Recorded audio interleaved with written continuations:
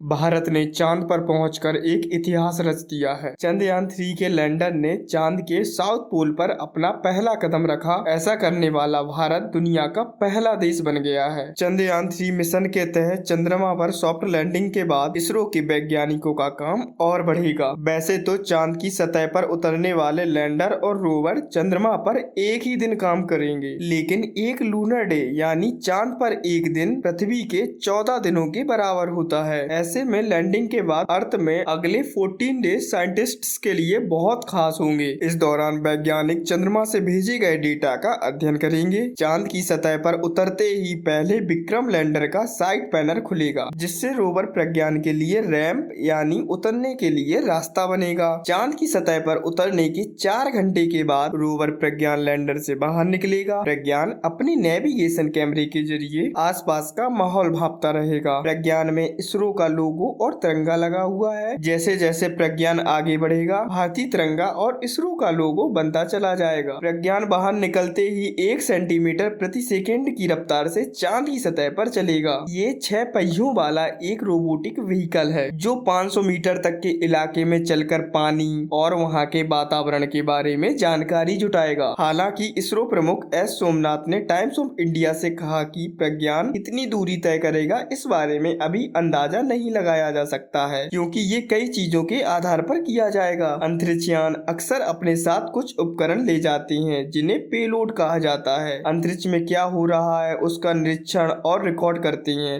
फिर ये जानकारी साइंटिस्ट को देते हैं। विश्लेषण और अध्ययन के लिए पृथ्वी पर भेजे जाते हैं। चांद पर उतरने वाले लैंडर और रोवर पर भी इसी तरह के वैज्ञानिक उपकरण लगे हैं। सोलर पावर से चलने वाले लैंडर और रोवर चांद के बारे में अधिक से अधिक जानकारी जुटाएंगे। तो आखिर किस तरह की जानकारियां जुटाई जाएंगी? लैंडर और रोवर में लगे पेलोड चांद की सतह पर सूरज से आने वाले प्लाज्मा कणों के घनत्व, मात्रा और बदलाव की जांच करेंगे। चांद की सतह की गर्मी यानी तापमान की जांच करेंगे। साथ ही भूकंपीय गतिविधियों का भी पता लगाएंगे, समझने की कोशिश करेंगे। प्रज्ञान को ऐसे बनाया गया है कि वो चांद की सतह की जानकारी जुटा सके। प्रज्ञान इन जानकारियों को जुटाकर लैंडर तक पहुंचाएगा। चांद की सतह का अध्ययन करने के लिए लैंडर के पास 2 हफ्तों का समय होगा। प्रज्ञान सिर्फ लैंडर से संवाद कर सकता है और ये लैंडर ही होगा जो धरती पर डेटा भेज रहा होगा। हालांकि इसरो का कहना है कि चंद्रयान-2 ऑर्बिटर का इस्तेमाल कम्युनिकेशन के लिए भी किया जा सकता है, क्योंकि चंद्रयान-2 के ऑर्बिटर ने लैंडर से सफलतापूर्वक संवाद किया था। विक्रम और प्रज्ञान को एक चंद्र दिवस यानी धरती के 14 दिनों तक काम करना है, तो उसे चांद की ठंडी रात यानी -238 डिग्री सेल्सियस के साथ सुरक्षित रहना होगा। इसरो प्रमुख ने कहा है कि ऐसी संभावना है कि विक्रम और लैंडर दोनों के पास एक अतिरिक्त लूनर डे होगा। साइंस मिनिस्टर जितेंद्र सिंह का कहना है कि हम चांद के साउथ पोल पर इसलिए उतरना चाहते हैं क्योंकि हम उन चीजों को खोजना चाहते हैं जो अब तक नहीं खोजी गई। हमें डार्क क्रेटर्स की जो तस्वीरें मिली हैं, उससे ये लगता है कि वहाँ पानी है। अगर चंद्रयान-3 को चांद पर पानी होने के और साक्ष्य मिले, तब वैज्ञानिक दृष्टि से नए रास्ते खुल सकते हैं।